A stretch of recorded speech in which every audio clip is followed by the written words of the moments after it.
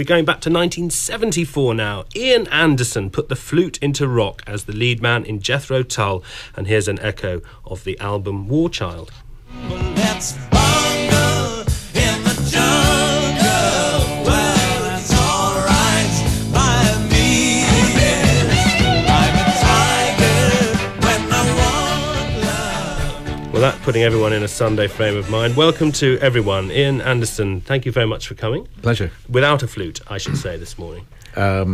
Yes. I'm saying yes, I do actually have one in my backpack here, but don't I'm go not anywhere. going to get it out, don't worry. Just testing what everyone's got. Well, would you like to begin? Would you like to begin for us? Yeah, well, I found this fun one, which is sort of an echo of something I saw on television in America last week when I was on tour. In the Sunday Times this week, there's a wonderful story of feeling woof with Home Alone syndrome, as it's called over here, apparently. The Americans know it as separation anxiety, and it is that terrible affliction that affects our household canine friends who are left alone during the day when their owners are off at work or doing whatever, and they go to pieces. They crack up. They just can't stand being alone. And we actually have one of those. But there's a wonderful product on the market. I won't tell you the name. Mr. Google can help you find it, if I'm allowed to say Mr. Google even, I don't know, more than one search engine out there. But there's a wonderful product which is essentially a jacket that straps on anxious dogs and calms them in the event of thunderstorms, traffic noises, or being left home alone. And apparently it really does work. Does it work for anxious mothers? Well, it's a very good point. I'm going to order one as a Christmas present for our woofy friend, and maybe I'll strap it on my wife and see if it works for her. Depends on the size of the jacket. I would have to guess. And the size of the wife, of course. The alternative is a cat and a cat flap, because cats really don't give a damn, do they? They'll just escape. Which is the solution to all problems. Just get a cat. I'm a cat guy. And Michael Portillo, will you? I previewed you having an interest in the Observer's report. Yes, the poor relations between John Bercow, the Speaker, and David Cameron, the Prime Minister, which this poor relationship apparently goes back some years. The Observer speculates that it's to do with the difference of their backgrounds. David Cameron's obviously a privileged background. John Bercow, on the other hand, the son of a minicab driver. But I must say, I find this bad relationship very puzzling. I mean, I know both men, and I like them both very much. John Bercow, I find to be a very intelligent and articulate man. I think he's making a pretty good speaker. It's alleged that lots of Tories don't like John Bercow because he moved to the left, but that was a pretty common experience in the Conservative Party amongst the younger members. I mean, David Cameron himself, developed this great interest in the environment and great commitment to the National Health Service and so on. And so, I think it's a matter of regret, but also, to me, some puzzlement that these two, in my view, rather good people, obviously don't like each other at all. And can you give us a briefing? You know many Conservatives. Is this a real spat, and is it getting uglier? Yes and yes. Right, thank you. Rebecca Front, now, you could do politics, or you've surprised me with your first pick. Yes, I've gone to the back pages. This is a novelty for me. I watched my first boxing, I suppose you call it a boxing game, do you? Last night, I watched the two men entering the pitch and having their spat. As you can see, I've got all the jargon. I actually only watched it because I'd met David Hay at an awards do. And to my shame, thought he was one of the dancers from that show, Pineapple Dance Studios. I knew his face, and he was clearly quite well stacked. But anyway, he's not a dancer, although he could have been forgiven for thinking he was watching last night. Because it should be stressed you paid for this. This was we did. Well, my husband paid for it. Yeah. So, but yeah, same thing. But they do a lot of sort of bouncing about, don't they? There was quite a lot. There didn't look to me like not a lot of contact. I mean, in the Observer coverage, they refer to patter cake fists. It seems that there was quite a lot. Anyway, maybe that's what they always do. I'm not quite sure. But it was really just kind of the sheer bulk of these guys. I know it's Sunday morning. I'm getting a bit overexcited. But David Hay himself is obviously pretty substantial. Sunday morning's your morning, is it? And then, yeah, okay. But then there's these, there's Klitschko. And then there are two of them. It's extraordinary. Fantastic to keep it up for 15 rounds, though, isn't it? I mean, all that bobbing around, all that energy. And bouncing around, falling on the floor. And also, with a man who's 6'7" tall or whatever, pretty amazing not to get knocked down. Yes. Knocked out. But the viciousness of the pre-fight stuff is what appalls me about boxing. It's so unnecessary. In Klitschko, it should be said, and I've met at least the brother of the pair. Very educated people, very gentlemanly, really nice guys. They don't need to do all that. Just because it's a gladiatorial sport. Tennis players seem to manage to get on perfectly well. It's part off of the PR, court, I think, isn't it? I'm sure it's what they're paid to do. It's a stereotype, isn't it, that they have to do this intimidating thing to each other. And I think Klitschko's a good guy. I'm glad he won. I kept thinking in terms of Klitschko, you know that old Edwardian song, "Tell me, pretty lady, are there any more at home like you?" You see one brick wall and, oh my goodness, there's another. Well, if I still got his email address, I'll pass it on to you. Next Sunday morning could be a big day. Yeah, there is a whole programme in that. There's a song from The Wall, "When Will I Have a Banana Again?" that you could go on with titles, with strange titles. Leave that with you. Michael Portillo, let's head to Prince Charles in The Independent on Sunday. Yes. In the Independent on Sunday, Prince Charles is alleged to have met 9 ministers. I think you quoted 7 from the Mail, but it's 9 in the Independent. In the last year, obviously, since the coalition was formed. So, I've been on the receiving end of this in my time. When I was a minister, I was invited to meet Prince Charles. And I would say from that meeting, which was extraordinarily courteous, that there's no harm in this, really, that, nothing actually gets changed. Ministers aren't swayed from their course by the Prince of Wales. On the other hand, given that the Queen, for example, gets by without meeting any ministers at all in this way, apart from the Prime Minister, of course, in the weekly meeting, maybe the Prince of Wales should think about how this looks, because maybe it just doesn't look too good, always meeting ministers on subjects which are his pet concerns. And I mentioned that's the Independent on Sunday. It's also in the Mail on Sunday. Ian Anderson, are you imminent, or are you going to move us on to the Sunday Times? Well, I was just going to comment. I good on the Prince of Wales, because the Prince of Wales meets all sorts of people from all walks of life and seeks their input and their opinion. There's no reason why he shouldn't be doing it with ministers too. Okay, well, thank you for both commenting on that. Would you like to take us along to the Sunday Times and Gabrielle Giffords? Would you remind us the background to this extraordinary story? Well, that's right, yes. She famously was almost tragically shot, but her husband was in training. It was a long period of preparation for missions, and so Kelly, who's just safely returned, is, to me, more interestingly, rather than the husband of an almost tragically political victim, he is now faced with that dilemma. What do you do when you're an old space jock and your time has come and gone? Because you'd simply run out of missions and you get too old.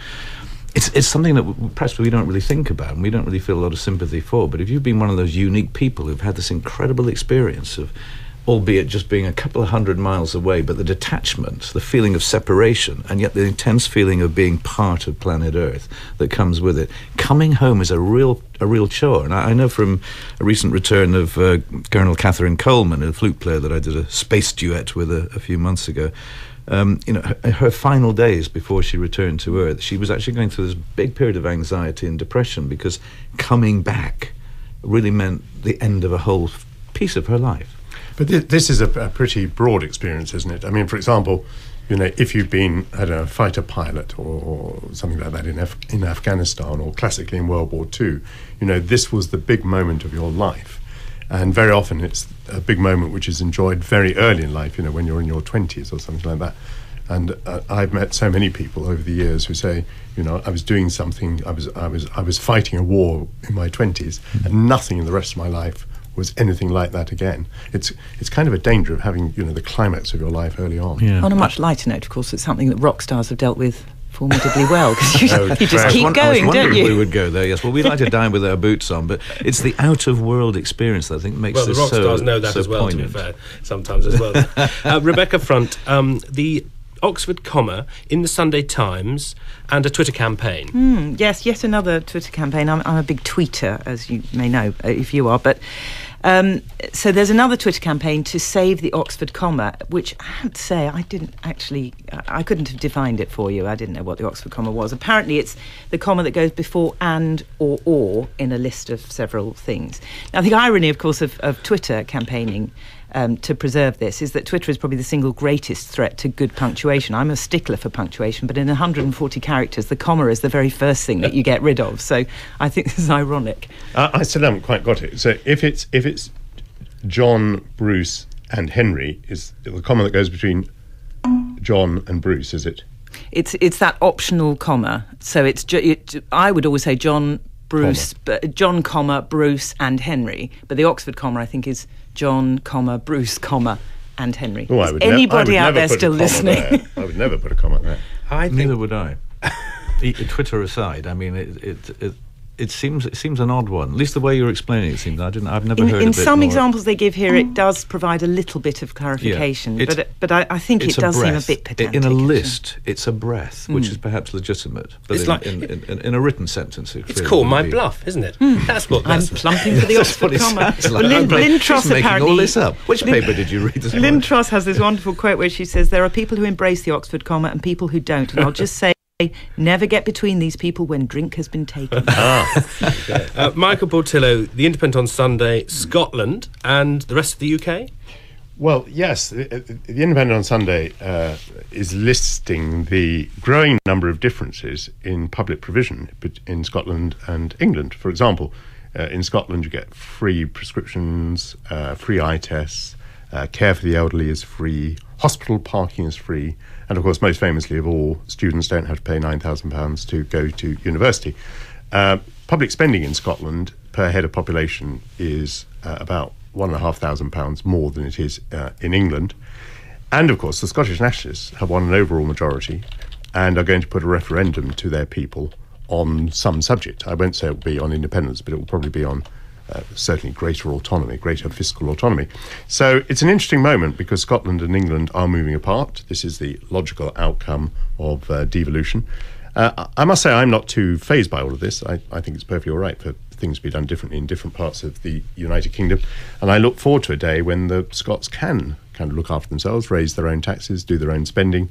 It does mean a couple of big decisions have to be taken, like how do we split up the oil revenue and how do we settle the so-called West Lothian question, which is about Scottish MPs in the Westminster Parliament voting on English matters.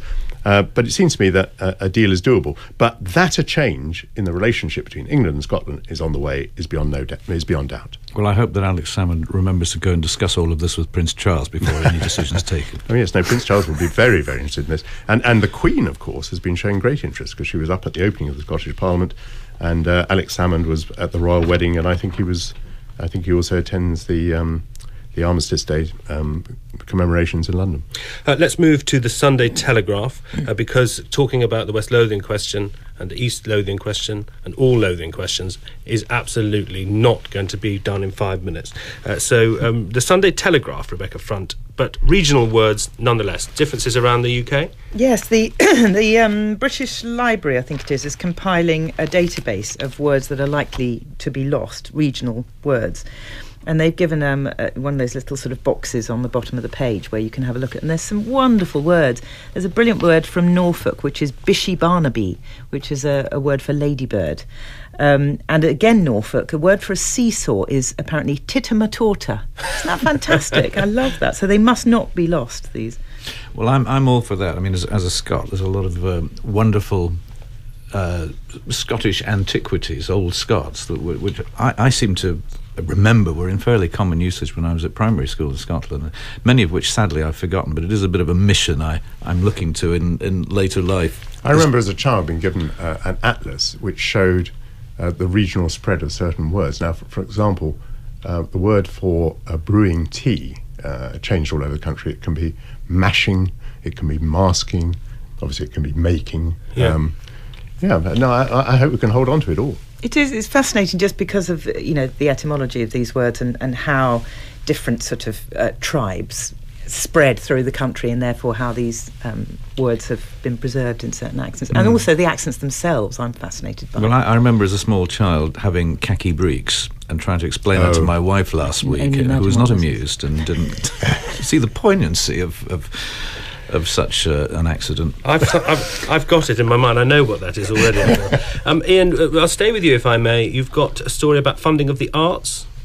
Well, yes, with general pleasure, I see that Bjork is out and about doing a spectacular show called Biophilia, and Damon Albarn, another very successful pop star, is engaged in some operatic endeavour. And on the one hand, I'm so happy to see people from that lowly pop background actually doing difficult and dangerous and, dare I say, intelligent things. But it does beg the question, who's paying for it? Because this is colossally expensive to stage, these big kind of shows that are not dance troupes and bronzed young men pouncing about behind Madonna. This is more kind of arts and culture. But who is paying for it? Because this is what I would call, it looks like a soft ticket as opposed to, it's paying its own way and creating a profit. Michael, do you know anything about it? Nothing at all. Would you? I think Pretend then. I think you're trying to. There's a report about Michael who's going to come on to some new committee to help arts and heritage. That's in the Sunday Times. Perhaps that's what How would you make the decision as to whether to fund something like that? Well, there is a story in the Sunday Times, and my position is I cannot possibly comment. Oh, well, you've also reached the Archers, which means that people will say, get a move on to all of us, I'm sure. But I'd like to thank you very much indeed. Thank you, Paddy. Michael Portillo, Rebecca Front, whose film Horrid Henry is out in July, and Ian Anderson has announced a 13-date acoustic tour in the UK in September, and Jethro Tull are headlining the prog stage at the High Voltage Festival in London on Sunday the 24th of July. God help us. Thank you very much indeed.